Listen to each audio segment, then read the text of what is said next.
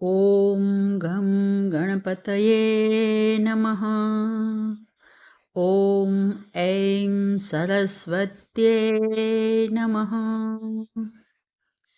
આગળ આપણે જોયું કે ભગવાનના મત અનુસાર કર્મ કરનારને મુક્તિ પ્રાપ્ત થાય છે અને કર્મ ન કરનારનું પતન થઈ જાય છે.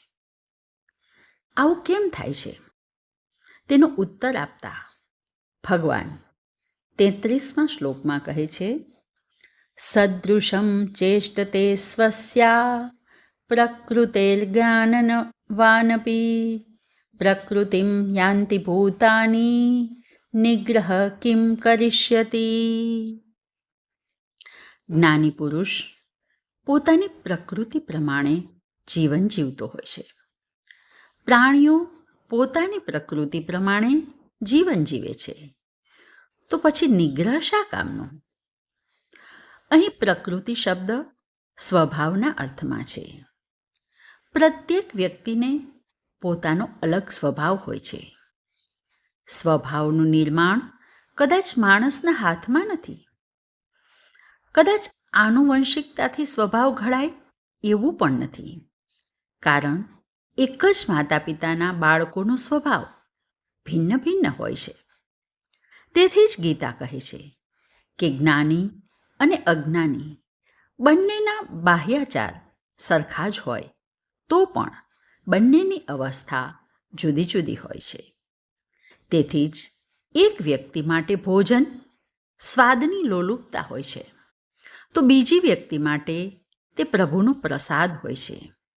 તેથી જ અહીં ગીતા કહે છે, પ્રકૃતિમ યાન્તિ ભૂતાની નિગ્રહ કિમ કરિષ્યતિ. બધા જ પ્રાણીઓ પોતપોતાના સ્વભાવ પ્રકૃતિ પ્રમાણે જીવે છે. પછી નિગ્રહ શા કામનો? તો આપણા મનમાં પ્રશ્ન થાય કે શું આ પ્રકૃતિ એટલે કે સ્વભાવને બદલી શકાય ખરો? અથવા કહો કે પ્રકૃતિને શુદ્ધ કરવાનો ઉપાય શું? તો એ ઉપાય બતાવતા ભગવાન 34મા શ્લોકમાં કહે છે, ઇન્દ્રિયસ્યેન્દ્રિયસ્યાર્થે રાગદ્વેષો વ્યવસ્થિતો તયોર્ન વશમાં ગચ્છેતૌ રસ્ય પરિપંથિનૌ. ઇન્દ્રિયના વિષય માટે રાગદ્વેષ ઇન્દ્રિયોમાં રહે છે. કોઈએ તેમના પ્રભાવમાં ન આવવું, કારણ કે તે તેના શત્રુઓ છે. ઇન્દ્રિયોનો સ્વભાવ પોતાના વિષયો તરફ દોડી જવાનો છે. ઇન્દ્રિયો દોડે છે અને જીવાત્માને દોડાવે છે. તરસ્યું મૃગ પાણી તરફ દોડે છે. પાણી તરફ દોડવું તે પાપ નથી. પાણી પીવું એ પણ પાપ નથી. પરંતુ પાણી અને મૃગજળનો ભેદ ન કરી શકે અને જો મૃગજળને પાણી સમજીને દોડ્યા કરે તો તે મૃગ ભટકી ભટકીને મરી જશે. આવી જ રીતે રાગ અને દ્વેષ એ મૃગજળ જેવો પ્રવાહ છે. જો આ પ્રવાહમાં ફસાયા તો મૃગની જેમ સાધકને ભવરણમાં ભટકાવી મારે છે.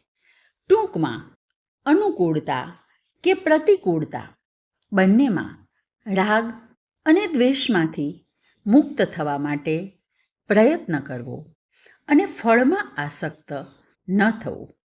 હવે આ રાગ અને દ્વેષથી મુક્ત રહીને શું કરવું જોઈએ અને શું ન કરવું જોઈએ તે બતાવતા ભગવાન કહે છે, શ્રેયાન સ્વધર્મો વિગુણઃ પરધર્મા સ્વનુષ્ઠિતાત સ્વધર્મે નિધનમ શ્રેય પરધર્મો ભયાવહ. પોતાનો ધર્મ ઓછા ગુણવાળો હોય તો પણ બીજાના વધુ ગુણવાળા ધર્મ કરતાં ઉત્તમ છે. પોતાના ધર્મનું આચરણ કરતાં કરતાં મરી જવું સારું, પણ લાભદાયી દેખાતો હોય તો પણ પરધર્મ ભયાવહ છે. સાધક જન્મ અને કર્મ અનુસાર પોતાને જે માને છે તે અનુસારનું કર્તવ્ય એ સ્વધર્મ છે. કોઈ વિદ્યાર્થી હોય કે શિક્ષક હોય, વિદ્યાર્થી તરીકે ભણવું કે શિક્ષક તરીકે ભણાવવું એ તેનો સ્વધર્મ છે. બીજા શબ્દોમાં એમ પણ કહી શકાય કે સ્વધર્મ એટલે પોતાનો સ્વભાવ અને તેનાથી ઉલટા કર્મો કરવા તે પરધર્મ છે. આપણે ત્યાં હિન્દુ, બૌદ્ધ, જૈન, ઇસ્લામ, ખ્રિસ્તી વગેરે ધર્મો છે. તેમાંનો કોઈ એક ધર્મ એ આપણો સ્વધર્મ છે. પરંતુ તેને છોડીને ધર્માંતરણ કરવું તે પરધર્મ ભયાવહ છે.